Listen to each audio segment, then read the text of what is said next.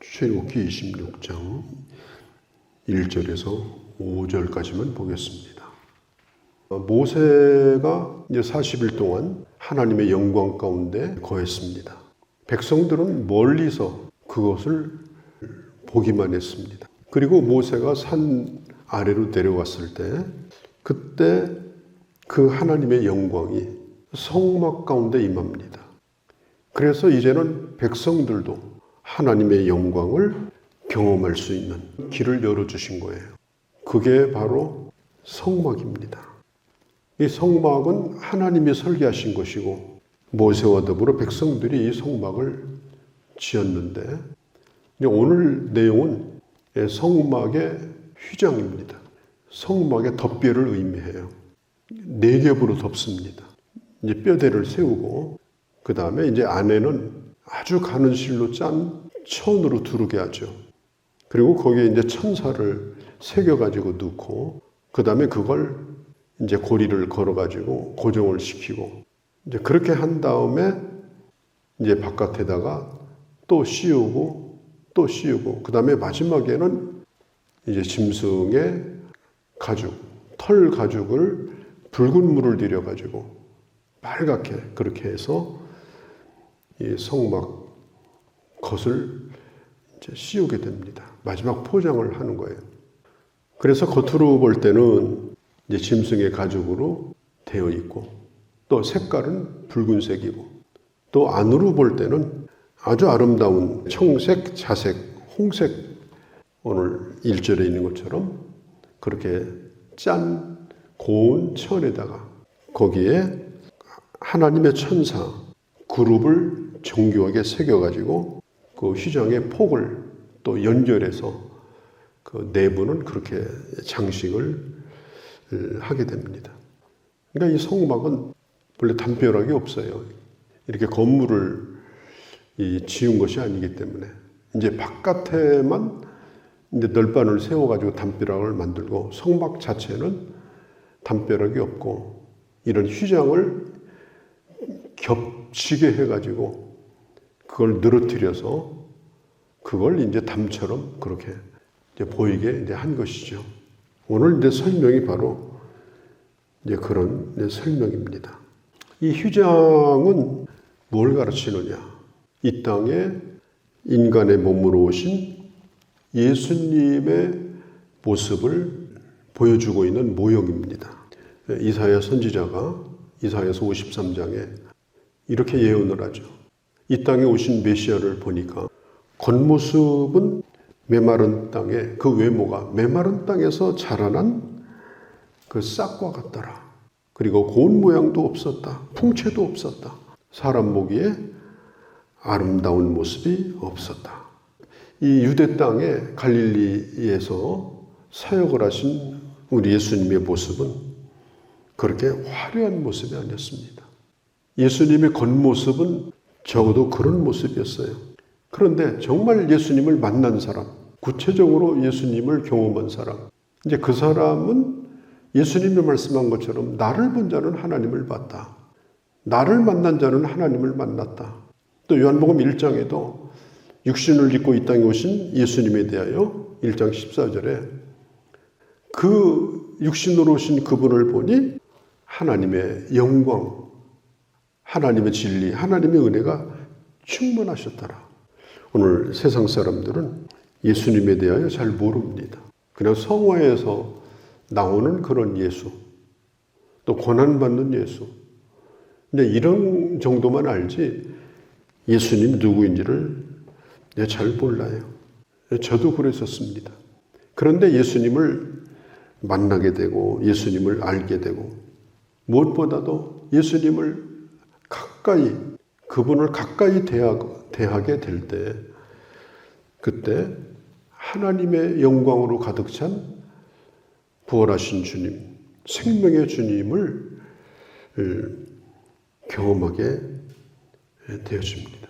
우리가 겉모습을 아주 그럴듯하게 꾸며가지고 사람들 보기에 좋게만 하고 다니는 것으로 만족하면 안 돼요. 정말 그 안에 영광스러움이 있어야 합니다. 그 안에 존귀함이 있어야 됩니다.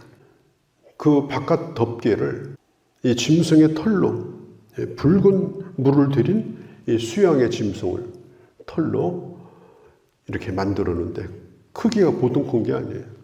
그 성막의 바깥에 이제 천장이 없으니까 그걸 뼈대를 세워가지고 바깥을 덮다 보니까 엄청나게 큰 통으로 된 덮개입니다.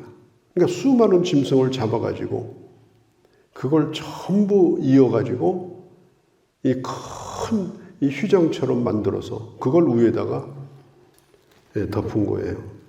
그러니까 그 휘장을 만들기 위해서는 많은 짐승들이 희생이 따랐던 것입니다.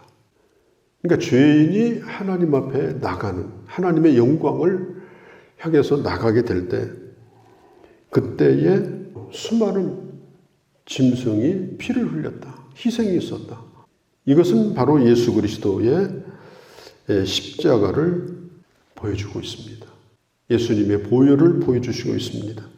하나님의 백성들이 하나님을 만나기 위해서, 하나님의 은혜를 경험하기 위해서 나아갈 때 그냥 나가는 것이 아니고 하나님의 아들인 예수 그리스도의 그 피 흘리심, 그리고 열어놓으신 그 길. 그래서 히브리서 10장에 보면 그 휘장은 곧 예수님의 몸이었다. 그리고 그 휘장 가운데로 길을 열어주신 분이 바로 예수님이라고 그랬어요. 많은 짐승이 희생이 되어서 그 휘장을 덮은 것처럼 하나님의 아들이신 예수 그리스도께서 자기 자신의 피를 흘리심으로 그 보혈로 우리를 덮어주시고 그리고 우리가 하나님 앞에 나갈 수 있는 그런 일을 열어놓으신 것. 그게 이 붉은 덮개의 의미입니다. 그 다음에 제일 이제 안에 있는 휘장, 아주 가늘게 꼰 실로 여러 폭을 이제 쭉 연결을 해가지고 그 길이가 약 13m가 됩니다. 그 밑에 고리를 쭉 걸어가지고 펄렁거리지 않도록 쭉 고정을 시키고 그렇게 해서 이 안에 성전 내부의 휘장을 이제 마무리를 하게 되는데 신기한 것은 이 바깥에서부터 안으로 들어갈수록 아름답습니다. 바깥에서 보면은 막 짐승의 털로 막 휘황찬란하게 빛나는 게 아니잖아요. 그런데 안으로 들어올수록 아주 화려하고 정교하고 그 하나하나 모양이나 문양이나 이런 것들이 아주 고급스러운 최고의 기술로 만드는 그런 모습을 보여주고 있습니다. 우리가 살고 있는 이 시대는 겉을 중요하게 생각하는 시대입니다. 그래서 겉모습에 많이 속아요.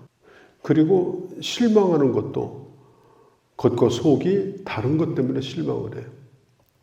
겉만 보았는데 아주 그럴듯했는데 이 속을 보니까는 영 아닌 거예요. 그것 때문에 우리가 사람에 대해서 이제 실망을 하지 않습니까? 그런데 이 하나님의 나라는 그렇지 않습니다. 하나님의 나라는 겉으로 볼 때는 정말 초라하기 그지가 없어요. 그러나 안으로 들어갈수록 더 고급스럽습니다. 더 값이 나갑니다. 더 빛이 납니다. 그리고 아주 더 정교하게 만들어져 있습니다. 그게 바로 하나님의 나라의 특징이에요. 뭐 남에게 혐오감을 안 줄 정도면 되지 너무 이 겉모습 포장을 아름답게 해가지고 근데 뜯어보니까 뭐 이력서로 포장하고 스펙으로 포장하고 별별 것으로 다 포장해가지고 그럴듯하게 하고 다닙니다. 나로 말할 것 같으면 뭐 내 배경이 어떻고 그런데 들여다보면 아무것도 없어요. 썩은 것이 많아요.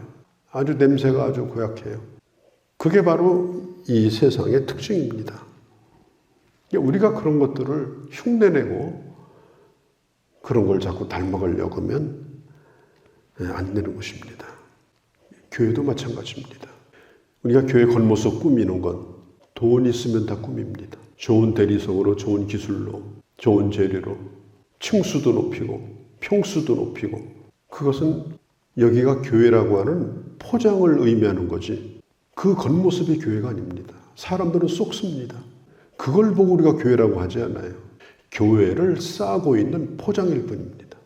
포장이 아름답고 대단하다고 해서 그 내부가 꼭 좋은 거냐? 그렇지 않습니다. 우리가 교회를 생각할 때 그 교회가 크다 작다 무슨 뭘 어떻다, 그건 인간의 눈을 가지고 하는 얘기예요. 신령하지 못한 거예요. 들어가 봐야 되는 겁니다. 하나님의 나라는 검게 그을린 짐승의 가죽처럼 초라하기 그지없지만 내부로 들어가면 참 아름답습니다. 천사가 그 벽을 장식하고 있고 그 천사는 그룹이에요. 그 안에 있는 모든 기구들은 다 금으로 되어 있습니다. 아름답기 그지없습니다. 그 성소 안에서 빛나는 그 촛대의 불빛에 그 금빛이 은은하게 비춥니다. 자, 이스라엘 백성들은 어떻게 보면은 짐승의 가죽처럼 초라하게 그지가 없어요. 하나님이 사랑하신 민족이 무슨 강대국인 큰 나라를 사랑한 게 아니에요. 아주 작은 민족을 사랑했어요. 땅도 없어요. 군대도 없어요. 거기에 무슨 잘난 무슨 장군이나 우인도 영웅도 없습니다. 숫자도 많지 않고 또 객관적으로 볼 때 누가 알아줄 만한 그런 존재도 아닙니다. 거기다가 정착을 못 해가지고 매일마다 텐트를 치고 거두고 돌아다니는 그 모습을 저 강대국이 팔짱 끼고 쳐다보면 참 꼴이 초라하게 그지없습니다. 그게 바로 이스라엘의 모습이에요. 부자들도 없어요. 다 하나네요. 그런데 하나님이 뭐라고 하는지 아세요?